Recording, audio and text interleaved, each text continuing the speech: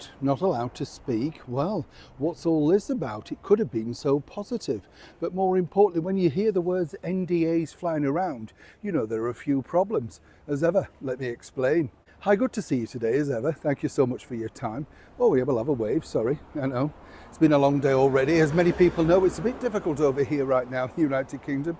Apparently, it's been let out by, I'm not sure whether it's the Foreign Office or something like that. But if you come into London, do be careful in any of the big cities, because apparently there are planned, I hate this word, but riots. I would call it just disruption. But, you know, do be careful, because you just have to wonder where you can go and all that sort of stuff.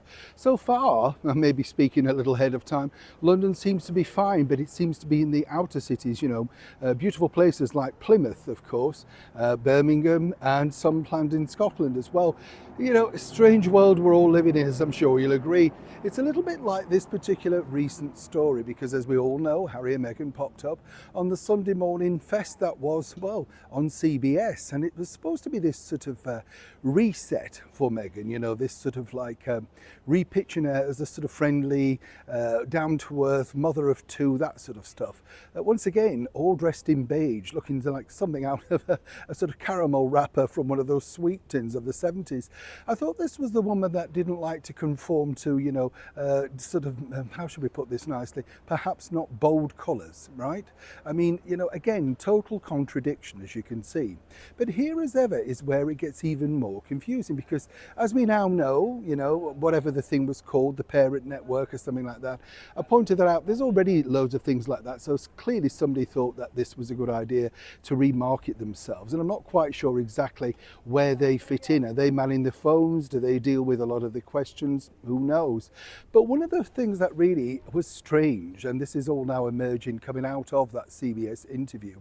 If you recall, I thought it was very brave of many of the people that were interviewed and discussed openly their terrible situations, you know, whatever, to go on camera and discuss it is incredibly brave.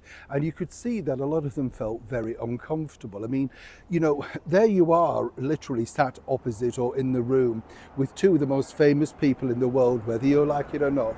That can be disconcerting. And then to have to share your story with a bunch of cameramen all around you and a crew, and, you know, it's difficult. And so I really felt for those people genuinely. But you would have thought that that particular experience may have been good for them in some respects, because there they were putting their stories out in the vain hope that this wouldn't replicate and happen again. And more importantly, one might suggest that sharing this particular incident, you know, this meeting, would have been incredibly positive for the ex-royals, you know, maybe to debust the myth of how they are, you know, put out a positive spin. Interesting to note this, rather than be joyous about that particular meeting and indeed, you know, say, well, okay, you know, you're quite happy to share pictures online, perhaps, you know, what it was like to meet Harry and Meghan. What was your experience of them like? Apparently, and as ever, we have to say allegedly, according to very well-placed sources, they're not allowed. Now, we're not quite sure why they're not allowed. CBS has clamped down on this, but it seems strange. If you were marketing Harry and Meghan, if you were looking after their public interests, perhaps this could avail them into a better light. You know, there are normal people meeting these two people. Given the backlash that Harry's received recently with his tabloid tales and Meghan's endless wine fest, this could have been, you know, a positive spin, because obviously when Catherine and William meet people, they, you know, people get interviewed straight away in the street. You know, what was it like, or what did you say? And, you know, you get the good and the bad. Some people are not interested, some are. That's the chance you take.